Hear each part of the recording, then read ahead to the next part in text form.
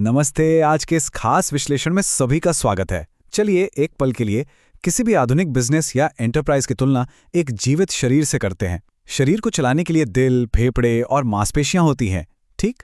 वैसे ही एक कंपनी के पास अपना डेटा, सर्वर और कर्मचारी होते हैं। लेकिन बाहरी और अंदरूनी बीमारियों या खतरों से तुरंत बचने के लिए शरीर को एक बेहद तेज नर्वस सिस्टम यानी तंत्रिका तंत्र की जरूरत होती है। बस बिल्कुल इसी तरह आज के किसी भी डिजिटल ऑर्गेनाइजेशन को भी सुरक्षित और जिंदा रहने के लिए एक हाईटेक डिजिटल नर्वस सिस्टम चाहिए होता है। और आज इसी नर्वस सिस्टम को डिकोड किया जाएगा, जिसे टेक की दुनिया में SIEM या सीम कहा जाता है।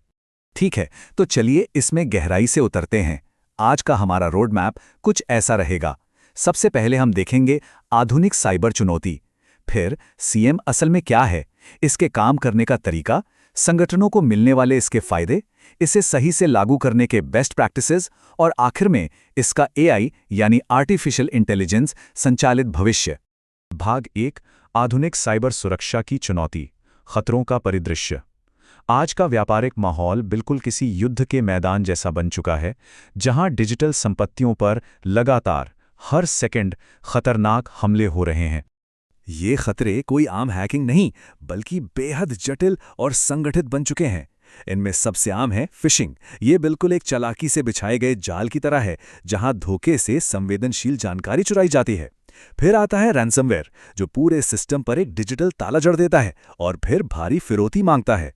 और डीडॉस अटैक, इसे एक बहुत बड़े डिजिटल ट्रैफिक जाम की तरह समझ सकते हैं, जो सर्वर पर इतनी नकली भीड़ भेज देता है कि असली यूजर्स के लिए रास्ता ही ब्लॉक हो जाता है। इसके साथ ही अंदरूनी खतरे और गुपचुप तरीके से डेटा की चोरी रोजमर्रा की बात हो गई है। भाग 2, सीम असल में क्या है? आइए इस नाम को डिकोड करते हैं। इतने सारे और इतने जटिल खतरों के बीच आखिर कोई भी कंपनी खुद को बचाए तो कैसे बचाए? यहीं पर एंट्री होती है हमारे आज के असली हीरो की, सीएम की। इसका पूरा नाम है security information and event management. अगर बिल्कुल आसान भाषा में कहें तो ये एक ऐसा सॉफ्टवेयर समाधान है जो बिजनेस के काम में कोई भी रुकावट आने से पहले ही संभावित खतरों को पहचानकर उन्हें खत्म कर देता है। ये एक सेंट्रल ब्रेन यानी केंद्रीय मस्तिष्क की तरह काम करता है। जैसे हमारा दिमाग शरीर के अलग अलग हिस्सों से आने वाले सिग्नल्स को एक साथ प्रोसेस करता है, ठीक वैसे ही सीएम पूरे नेटवर्क से आने वाले लाखों इनपुट्स को एक साथ समझता है, ताकि कोई भी अनहोनी तुरंत पकड़ी जा सके। और ये बड़ी खूबी से दर्शाता है कि इस नाम की शुरुआत आखिर हुई कैसे। साल 2005 में जानी मानी रिसर्च फर्म गार्टनर ने 2 अलग अलग पुराने टूल्स को मिलाकर ये नया नाम गढ़ा था। एक था सिम यानी सिक्योरिटी इंफॉर्मेशन मैनेजमेंट, जिसका काम था लंबे समय तक डेटा और लॉग्स को स्टोर करना, और दूसरा था सैम यानी सिक्योरिटी इवेंट मैनेजमेंट, जो रियल टाइम में होने वाले इवेंट्स पर नजर रखता था। इन दोनों को मिलाकर एक सिंगल पावरफुल प्लेटफॉर्म बना दिया गया, जो आज हर आधुनिक सिक्योरिटी ऑपरेशन सेंटर की जान बन चुका है। भाग 3, SIEM असल में कैसे काम करता है हमारा नर्वस सिस्टम एक्शन में। आखिर ये तकनीक डेटा को कैसे समेटती और सुलझाती है? इस पूरी प्रक्रिया को मुख्य रूप से 4 कड़ियों में बांटा जा सकता है: log management, event correlation, incident monitoring और कंप्लायंस मैनेजमेंट। बस यही वो 4 बुनियादी कदम हैं जो इधर-उधर बिखरे कच्चे डेटा को एकदम साफ और सटीक सिक्योरिटी अलर्ट्स में बदल देते हैं। चलिए एक-एक करके इन्हें थोड़ा और बारीकी से समझते हैं। सबसे पहला और अहम कदम है लॉग मैनेजमेंट। यहां सीएम पूरे आईटी इंफ्रास्ट्रक्चर से डेटा खींचने का काम करता है। इसे ऐसे सोचिए, मान लीजिए एक बहुत बड़े कॉर्पोरेट कैंपस में हजारों सिक्योरिटी कैमरे लगे हैं, दरवाजों पर, खिड़कियों पर, गलियारों में। लॉग मैनेजमेंट बिल्कुल ऐसा ही है। ये network, laptops, mobile devices, firewall और अलग-अलग एप्लीकेशन से आने वाले उस सारे डिजिटल फुटेज को एक सेंट्रल कंट्रोल रूम में इकट्ठा कर लेता है। तो सबसे महत्वपूर्ण बात यह है कि इस सारे डेटा का होता क्या है। यहीं पर इवेंट कोरिलेशन का असली जादू काम आता है।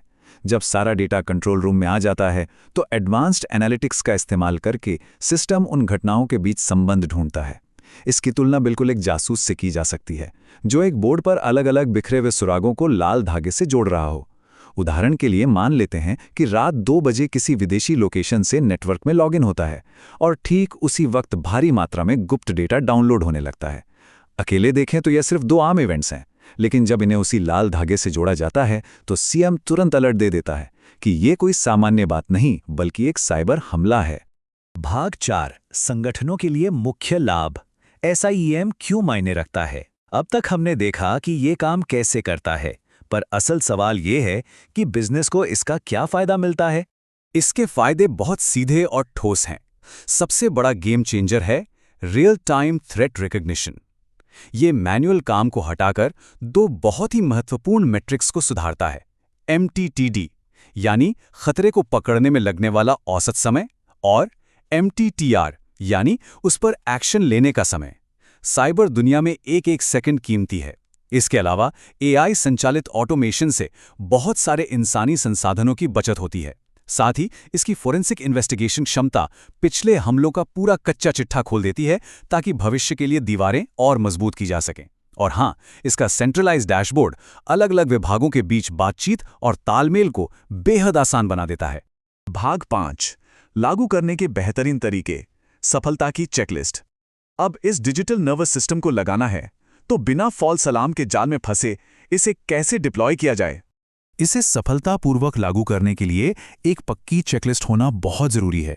स्कोप तय करना और नियम बनाना तो है ही, लेकिन दो चीजें एकदम क्रिटिकल हैं। पहला, अपनी सभी डिजिटल संपत्तियों को कैटलॉग करना। जाहिर है, अगर यही नहीं पता होगा कि सिस्टम में कितने सर्वर या लैपटॉप मौजूद हैं, तो उनकी सुरक्षा कैसे होगी। और दूसरा, सबसे अहम पॉइंट, कॉन्फ़िगरेशन को लगातार ट्यून करते रहना। अगर ऐसा नहीं किया तो सिस्टम बार बार बेमतलब की चेतावनियां यानी फॉल्स पॉजिटिव देता रहेगा और सिक्योरिटी टीम का फोकस असली और गंभीर खतरों से भटक जाएगा। भाग 6 AI संचालित भविष्य, कल के खतरों के अनुकूल ढलना। साइबर दुनिया कभी नहीं रुकती, तो जाहिर है तकनीक को भी आगे बढ़ना ही होगा। अब यहाँ जो बात सबसे दिलचस्प है वो है IBM का ये नज़रिया।